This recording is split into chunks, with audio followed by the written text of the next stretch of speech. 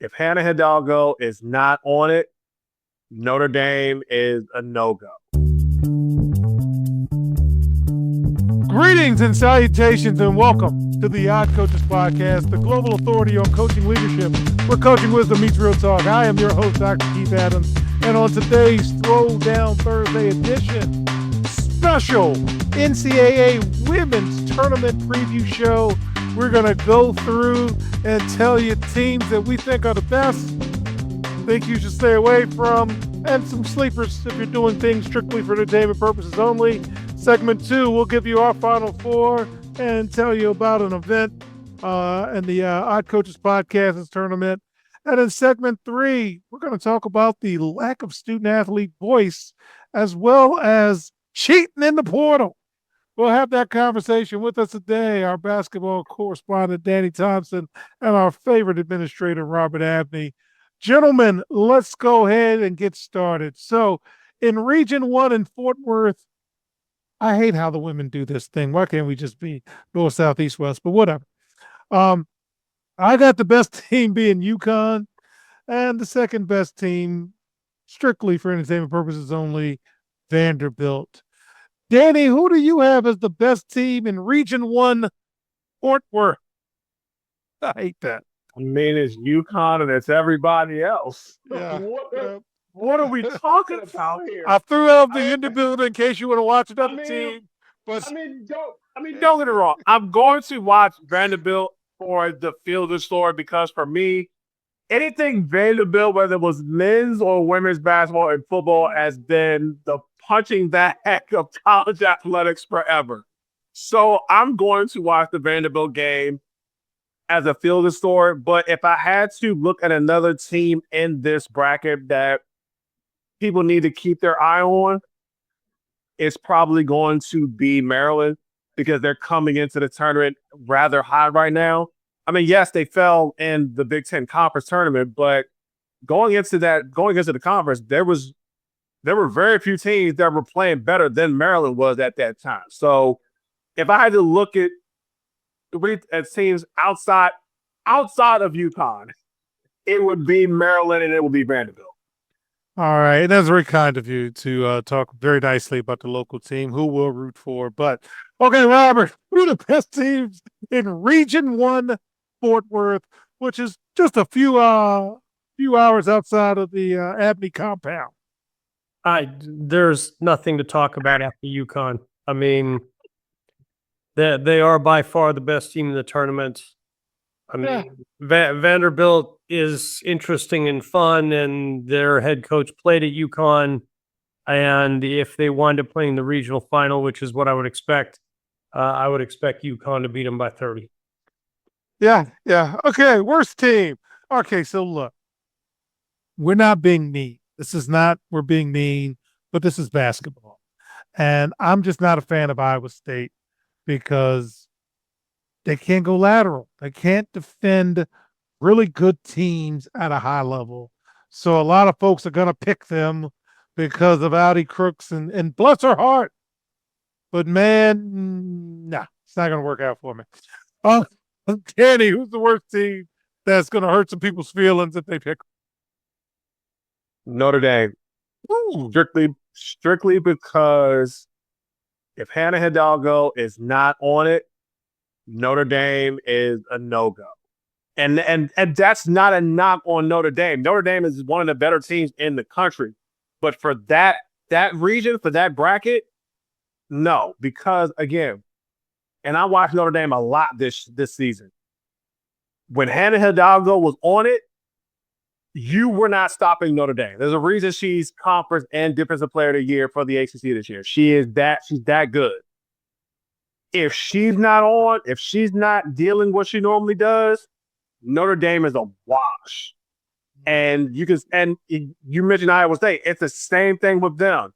If Audi Crooks is not on the floor and not doing what she does, Iowa State's a wash. So if I had to flip a coin, and I don't, and I'm not saying it's like they're not a bad team. They're both very talented teams. It's just when those two teams, if their best players are not going, you can forget being happy in Ames and out in where Notre Dame is. It's not happening. All right. Robert, who do you have as the worst team in that region that people are just going to pick because? I kind of tend to agree with Danny on Notre Dame. I think they're awfully dependent on Hannah Hidalgo. Like you, I'm not a huge fan of Iowa State. I don't think they can guard anybody. Audie Crooks can score, can't guard anybody, and that you're not long for the tournament if you can't guard people. Yeah. So sleeper team. I like Syracuse's coach. So since I like their coach, I think they're going to do well. And Fairfield is a mid-major that can play with that second-tier team. They were always in the top 5 of the mid-major rankings this year. So good luck to Fairfield. Danny, any sleepers you have in this region? Maryland, beware of Murray State. No. Maryland, beware of Murray State. Murray State can cause some issues for Maryland. They have a girl, her name is, and I saw them a couple times, Haley Pock. I don't know if I'm pronouncing her name right. She can score the ball with the best of them. But where my sweet spot is inside. Charnice Curry-Jokes, she is very tough as a post player. Because not only can she rebound the ball, she can defend the rim. She's one of their better shot blockers coming out of that conference, and she's very good inside. So if I'm Maryland, I need to be on my stuff when Murray State comes in there because they must be ready for them because Murray State is no joke. And then, of course, I mean, we were talking about Fairfield a lot this season. So why wouldn't Fairfield be a sleeper team? They're one of the better mid-major teams in the country. So if I'm looking out for them, I hope teams are paying attention to what they were doing because Fairfield will give you headaches. All right, Robert, you got a sleeper? Because you've watched some of these teams as well.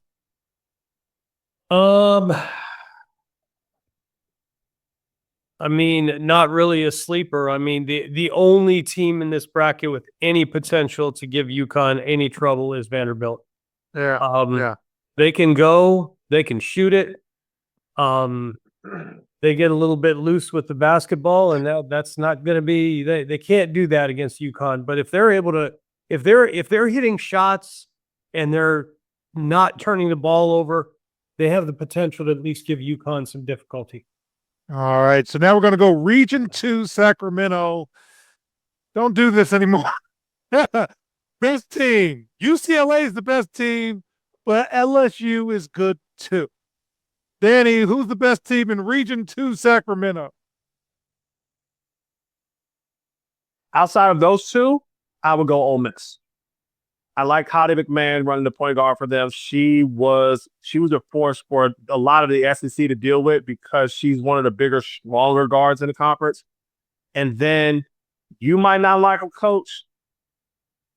I'm not saying they're going to be high on everybody's list, but I think Duke can cause some headaches. Not necessarily go far, but they're for this.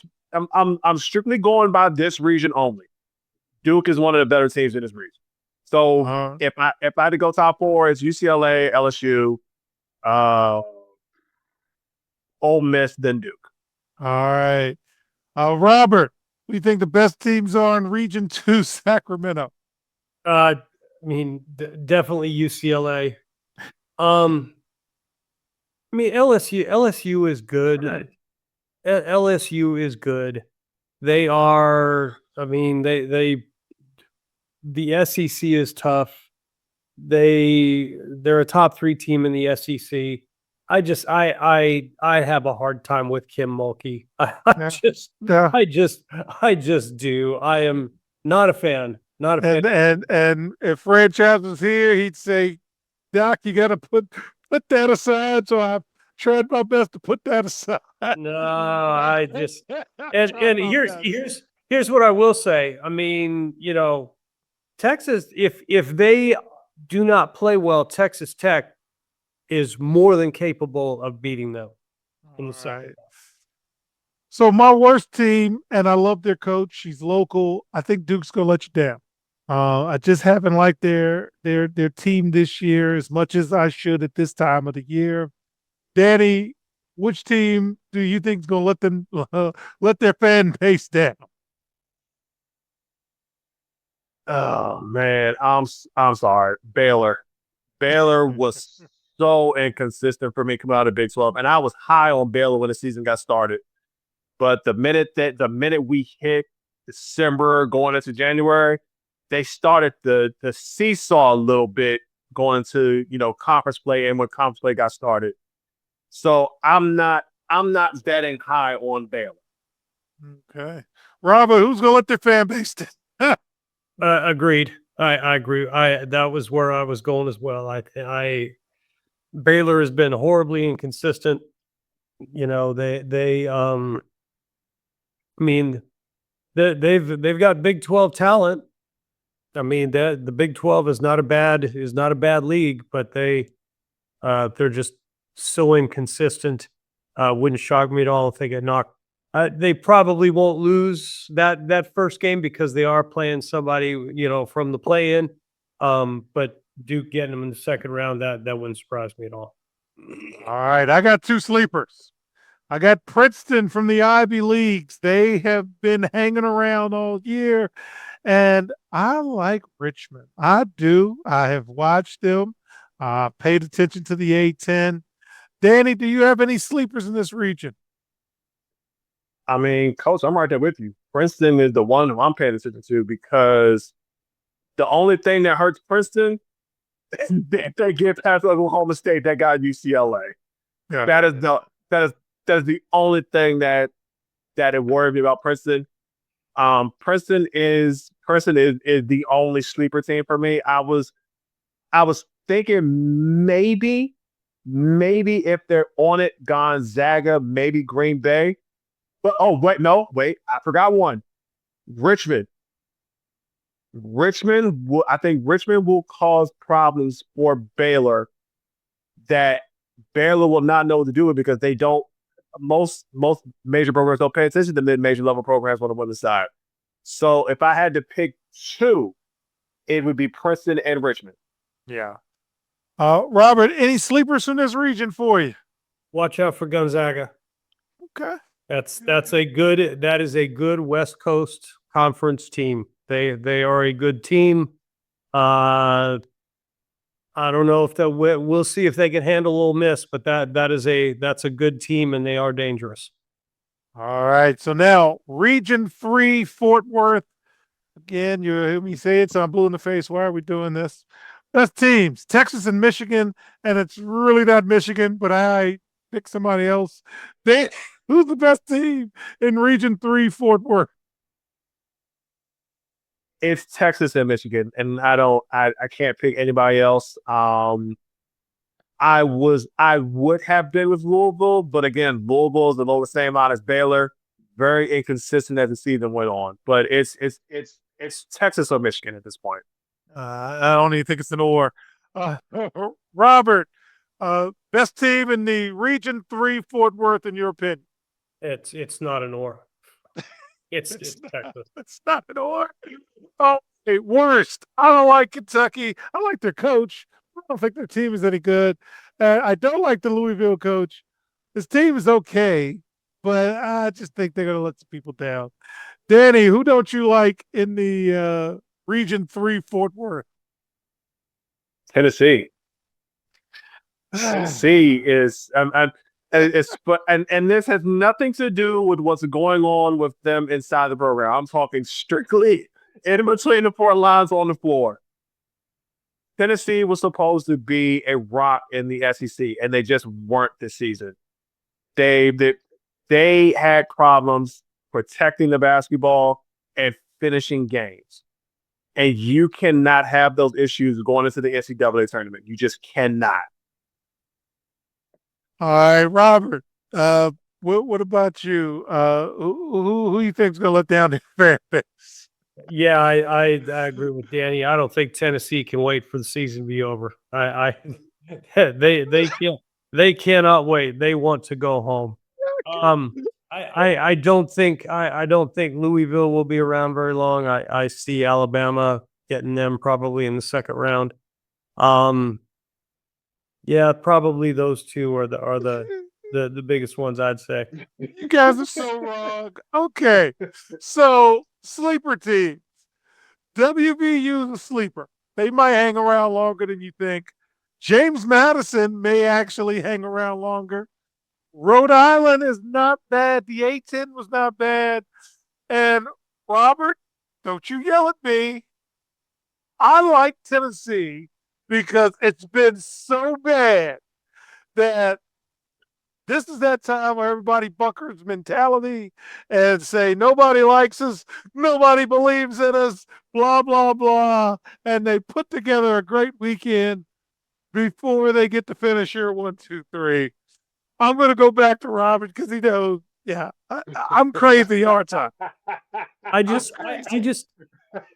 I think that for what the scenario that you're talking about, I think for that to happen, you actually have to have a little bit of unity, and I think you have to have a common purpose, and I think that the players have to be on the same page with the coach, and I can't think of any team that has personified that less this season in Tennessee. You told no lies. You told now one lie told, and I'm trying to book. I got a pencil, and if I'm booking it, I'm like, this is it. And then next weekend, you can destroy everything and burn it down. All right, Danny, talk to me. Any sleepers that you're thinking about? I mean, you mentioned them already. Rhode Island. Rhode Island. Rhode Island is one of the top 10 defensive teams in the country. And then they have their girl is named Broken Gray. She is an offensive dynamo for them. We always talk about go-to person to go get me a bucket when I need it. She can do that for Rhode Island this season. She's proven that time and time again this season. Not only that, she can attack the glass. She's a capable playmaker. I think with her play and the way they play defense, Rhode Island is going to cause problems because they got Alabama to start the tournament off. And I think Alabama is not going to know what to do with a defensive team like that because as we've seen during the season, Alabama struggles with teams who are very good on defense. Robert, any sleepers for you, sir? I think probably West Virginia. I like them. That's a team I can see making a run. Texas has a tendency that they have struggled at times to hang on to the ball and put the ball in the basket. And I mean, obviously, that doesn't happen against, mediocre teams, but I think West Virginia is good enough to put them in some difficulty. All right. So finally, Region 4, Sacramento, best team, South Carolina. And I will say the second best team is TCU just because I'll watch them. But, yeah, it's going to be tough to beat South Carolina. Danny, who you got? Region 4, Sacramento. I mean, best team in the region is South Carolina. I think TCU is going to get them. Yeah, I think TCU has a talent enough that can knock South Carolina off. We saw South Carolina can struggle against a team that has a girl who can go out and just flat out go. We saw them struggle with Aaliyah Chavez when they played Oklahoma back in January. Now you got Olivia Miles, who's much more experienced and has a way more mindset with the basketball in her hands than Aaliyah Chavez does. TCU, they're not a better team than South Carolina. I just think TCU has the talent to go and knock them off. All right, and yeah, okay, Robert, who's the best team in Region 4, Sacramento? I mean, the best team is South Carolina. I think both of you are sleeping on Iowa. Iowa's good. They have a freshman guard who can go, who can give them some trouble. They have a They have a couple of post kids. One of them who was on the team with Caitlin Clark, who, I mean, she's been through the wars. She has been there. And Hannah Stumpy is good enough. Yeah. and they are good enough. They are good enough to give South Carolina some trouble. All right. So Robert's not gonna like this. My two ones that's gonna make their fan base poke their bottom lip out. I got Michigan State and I got Iowa as the ones that's gonna make their fan base poke their bottom lip out. So this is a no bum conversation. Michigan State and Iowa played horses all year, and everything Robert said is true. But that coach is in the light now. Got a little buzz. And as a young coach, sometimes you think too much. Sometimes you call too many plays and you get in the way. And I think she might get in the way of her team. That's what I'm thinking is going to happen. Danny, who's going to let their fan base down? I mean, you mentioned them already. Michigan State. Michigan State they are not going to do what people think they're going to do in this region because where they are in the bracket, they have the potential of running into, we mentioned it already, Aaliyah Chavez in Oklahoma. And I think that is where Michigan State will struggle, and that will be the end of their tournament run. I'm actually with Robert on Iowa. I think Iowa has the talent to go far in the tournament, especially where they are in the bracket. They have a favorable side once they get to TCU. And I think Iowa has the wherewithal to give TCU a game. But I'm not going to put them in that tier with Michigan State. Michigan State is just way too inconsistent for me, and they show that the entire season. All right. Robert, what do you think, man? Who's going to let them down? Well, I agree with you on Michigan State. I will say this. Aaliyah Chavez is really good and is perfectly capable of keeping Oklahoma in just about every game. She's also a freshman, and she still does a lot of freshman things. She tries to do too much. And if they get put in a difficult situation, she wants the ball, which is a good thing. You want that. What she does with the ball is not always a good thing. She's she tends to throw it all over the place. She tends to take bad shots. And because she's talented, you live with that. But that could be a problem for them. Yeah, and that takes us to my sleeper is Oklahoma, and it goes to the best player on the floor. And I think if she gets hot, she's gonna get that crowd popping. I'm gonna be down in the basement saying, "You go, you go, you go," or "Oh no, oh no, oh no." I also want to see Colorado State. And if you're a listener of this show, you know I am just in love with South Dakota State. I think they're going to cause somebody some trouble. I'm sorry, North Dakota State didn't get in, but those are my three sleepers in this region. Danny, who are your sleepers in this region? Oklahoma is one. I was high on Colorado State until their best player went down with a leg injury. What hurts them is her availability in this tournament. So I'm keeping an eye on Colorado State. And then, of course, I mean, we were talking about them back in January. It was either South Dakota State or North Dakota State. And I think South Dakota State is that other sleeper that no one seems to be paying attention to because they have the team that can go out and get it done. Because one thing they do well that a lot of teams don't is rebound the basketball, and they do it in spades.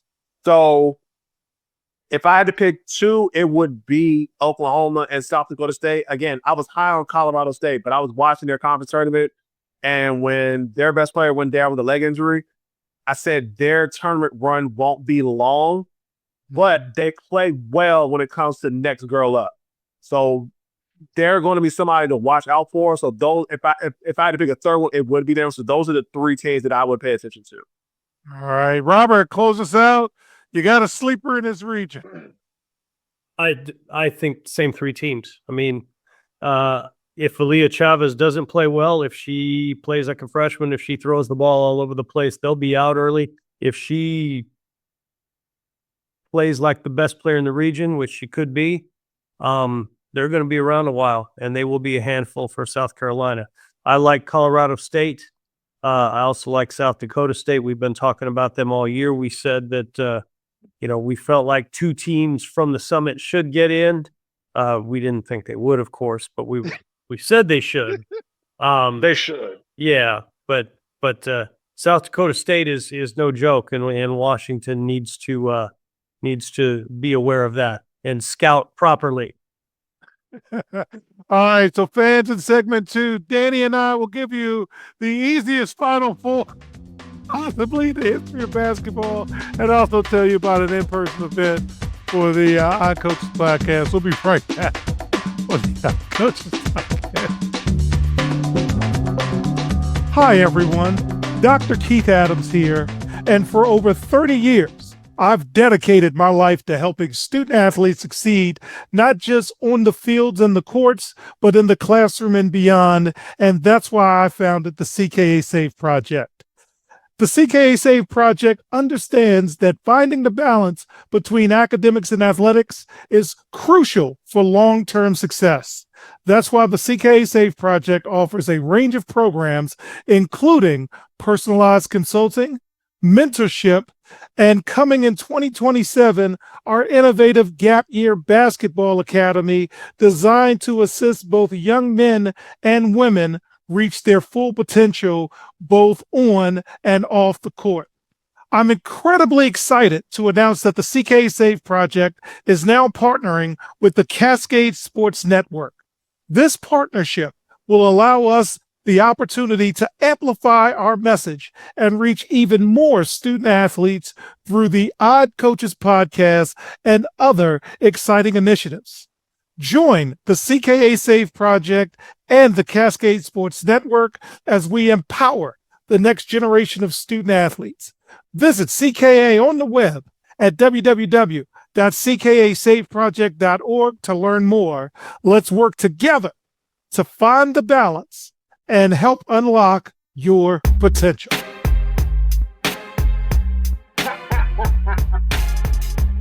Welcome back to the Odd Coaches podcast. The son of Hina Youngman is with us as well. Old person reference. All right, segment 2, Final Four picks for Danny and myself. Danny, I have UConn, UCLA, Texas, and South Carolina. Who do you have, sir? Swap out South Carolina for TCU. Yeah, okay. I got TCU. I think TCU is going to go to the Final Four. I really do. I studied when they were playing during the season. South Carolina struggles with a team that has a go-to dynamo girl. And right now, we look at the bracket, South Carolina has Oklahoma again. I don't think Oklahoma's going to beat them twice this season. It's not happening. But TCU has a girl who is just as dominant as Aaliyah Chavez and as Olivia Miles. Now, so I have TCU coming out of that region. Now, don't get me wrong, I have UConn winning the whole thing. So let's just get that out the way. All right, so the NCAA tournament is here, and the CKA Save Project and the Odd Coaches podcast are teaming up to celebrate the best time of the basketball year with 2 ways for our fans to get involved. If you're in the DMV, and if you got to ask, you're not, we're having a watch party at the Green Turtle in Burtonsville, the Paint Branch Green Turtle, on Saturday, March 28th. We'll be there from 5 to 9. We're asking for a $50 donation. We'll have light refreshments, but beverages are on your own, and the money goes to support the CKA virtual internship program, the Odd Coaches podcast, our organizational research, the Find the Balance grant, as well as the Balanced Student Athlete Award. And please consider joining our free, strictly for entertainment purposes only bracket. So if you follow us on social media at Odd Coaches or at CKA Save Project, go ahead and click, join, and have some fun. And in segment 3, because this is easy, we're going to talk about the lack of players' voices in terms of some of the moves we're making in DC. And I also want to give my administrators' thoughts on Coaching from the transfer portal. Can't wait to hear his thoughts on that. We'll be right back on the iCoaches Podcast. Today's student athletes face pro-level challenges without pro-level support. The CKA SAVE project is here to change that. For 16 plus years, Dr. Keith Adams and his team have provided comprehensive academic and athletic support from middle school through post-graduation transitions. NIL guidance, transfer portal navigation, academic coaching, career planning, they've got it covered. The CKA SAVE project. When your future is on the line, experience matters. Learn more at www.ckasaveproject.org. Welcome back to the iCoaches Podcast. And in segment 3, there was an empty chair at all of these meetings that have taken place recently, and that is from student athletes. So let's talk to you a little bit about it. So the White House event for March 6th, hosted by President Trump, featured a lot of folks, Nick Saban, Power 4 executives. But I can tell you who wasn't there, student athletes. Okay, so we've got a problem with enrollment. NIL is, according to some, the partial blame for a college crisis. So national undergraduate enrollment is down 15% since 2010. We also have a wealth gap. While billions flow through the industry, 2/3 of college football players earn less than $10,000 in NIL deals. And there's been a discussion on the shift in terms of the National Labor Relations Board, who has rescinded previous memos that classified student athletes as statutory employees.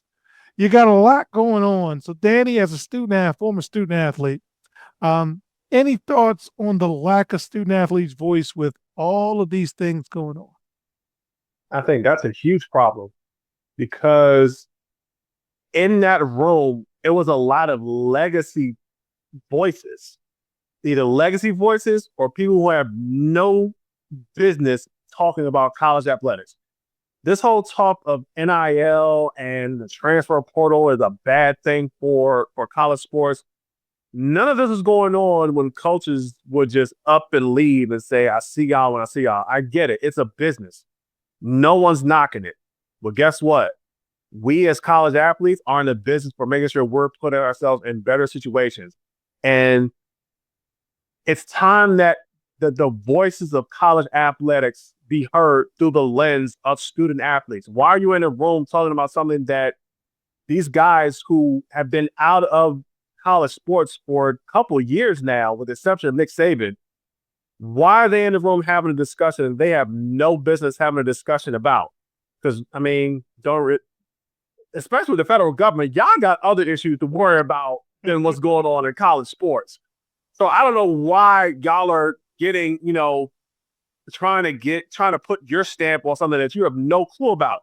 It just sounds like it's just a lot of legacy guys coming in saying they are the definition of old man, get off my lawn right now. That is what they sound like. So at the end of the day, you can't have this conversation without the voice of a student athlete in the room. And when you do, you're pretty much saying your opinion doesn't matter in this subject. But yet, here's the problem. This is a problem the NCAA caused because they didn't set any guidelines or regulations to get this shit fixed a long time ago. Excuse my French. But that's how frustrated I am with this issue, with this topic, because I remember there was a time when we were, and you know this very well, Coach. I remember the beginning of the season every year. They would sit us in a room. They would give us that nice, small green sheet of paper. And you had to sign, which is where NIL comes from, your name, image, and likeness, and say you won't do anything with it, and sign it over to the NCAA. We did that before every season, right? Now we're at a point now where we can use our name, image, and likeness to benefit ourselves at this point. And now you want to take that away from us because it looks like we're taking money out of your pocket and it's coming back to us. So when you got people in the room who, one, have other things to deal with outside of college sports, this is the whole thing where I said it a long time ago. You knock on the door long enough, you'll get the answer. And unfortunately, it's an answer y'all aren't going to like.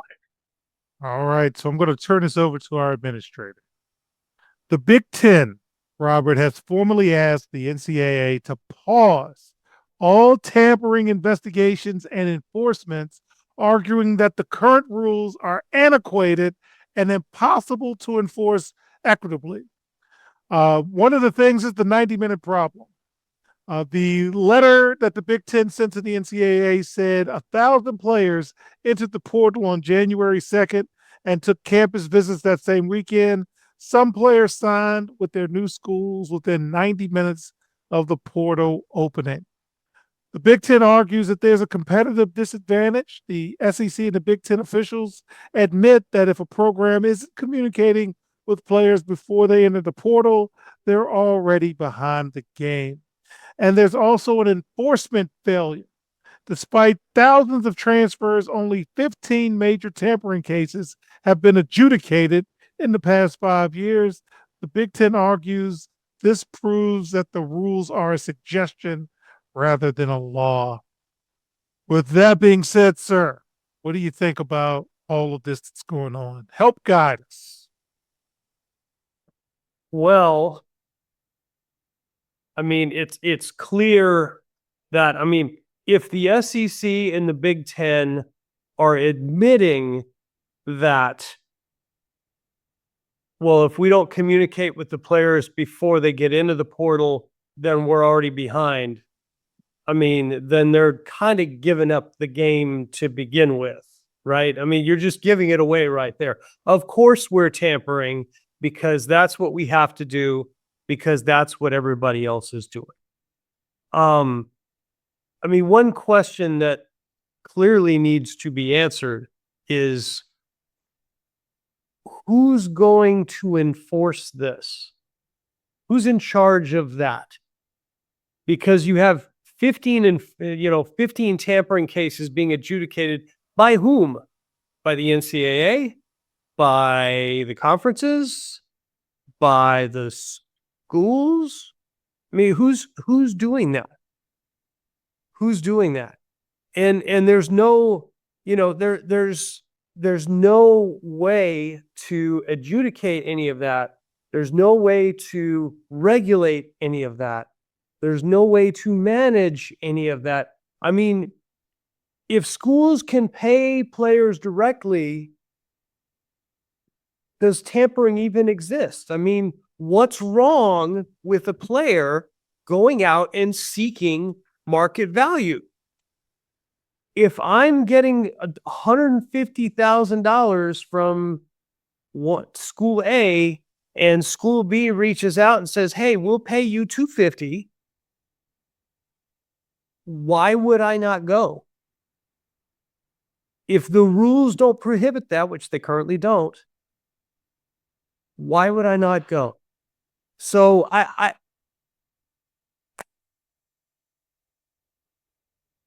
agree with the sentiment of suspending the rules. I think I mean, there has to be something in place. But if you have these rules in place and nobody's following them, are they really rules to begin with? This is, I mean, again, how many times in the past 3 to 4 years have we talked about this? Have we talked about this Pandora's box? That horse is already out of the barn. We're not getting it back in. We're not closing the box. Even if we close the box, we still have the environment that we're in. So somebody, I don't know if the NCAA does that.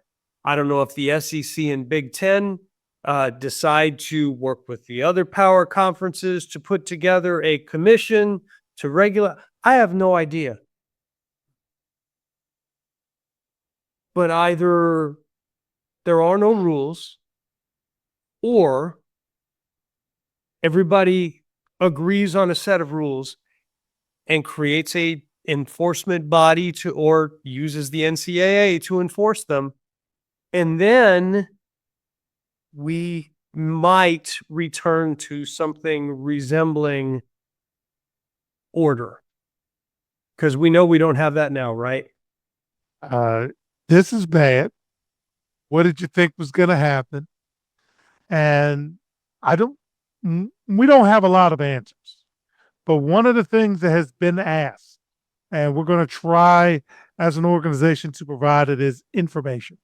So the CKA SAVE Project is conducting active research on student-athlete motivation and the relationship between academic and athletic motivation, post-NIL, post-transfer portal, because we still should try to graduate, shouldn't we? So we're going to find out by asking them. We're also asking student-athletes' thoughts on collective bargaining. No matter what the level, here's what this means, and what are your thoughts on whether or not you would like to be deemed an employee. And we're also asking coaches what it's like to coach right now. This is what's going on. This is what you're dealing with. And if you ain't cheating, you ain't trying, to quote Bobby Heenan. But man, part of the reason why we go to the Final Four and all of these other events is to actually have candid conversations with folks. And one of the most eye-popping conversations I had was last year when I found out how much the eighth man was getting on insert team. And I'm like, he's getting that? That guy? Wow. It's going to be hard to get that horse back in. Wait, you're not going to get that back in. So, Danny, as you hear these things as a former player, one, sorry you couldn't get anything from the Mount. And two, what are your thoughts as Robert and I try to make some sense of this? The main thought I have is this. I find it funny that the two conferences that have the most teams in the NCAA right now are the one having issues with what's going on right now, and no one else is. I mean, y'all already plucked all these different teams from all these different conferences to be these mega conferences, and y'all are the ones benefiting from it, but you're also telling on yourselves at the same time. That sounds very weird to me. And as a player, hearing everything that's going on, it just sounds like they're just trying to take control back for something that they felt that they had control over for years. And it's something that's not going to work because you are, like you said, Coach, you're let the horse out of the stable. It's gone. It's not coming back. So that's just the main thing that just hit my mind is you got the two biggest conferences in the country having issues with something that they in all started years ago. So Robert, I'm going to let you close because I'm always sad by this, and I'm still living in fantasy land. Does anybody care about graduation anymore? You know the answer to that. Okay, so I will say this. I think there are schools and programs that do care about that. I don't think any of them are in the Power Four conferences, to be honest. Yeah. Rats. So on behalf of our Cavalcade Stars, I'm Dr. Keith Adams saying thank you for listening and or watching the Odd Coaches Podcast, the global authority on coaching leadership, where coaching wisdom meets real talk. Also seen on the Cascade Sports Network, and we will see you on the sidelines. Until next time, take care and go to class at least something. We hope you enjoyed today's show. The Odd Coaches Podcast drops new episodes every Tuesday, Wednesday, and Thursday. Make sure you subscribe to the Odd Coaches Podcast on YouTube, Spotify, and iHeartRadio. Follow the Odd Coaches Podcast on the X platform at Odd Coaches. Follow Dr. Keith Adams and the CKA SAVE Project on social media at CKA SAVE Project. For more information about the CKA SAVE Project, visit them on the web at www.ckasaveproject.org. See you next time on the Odd Coaches Podcast.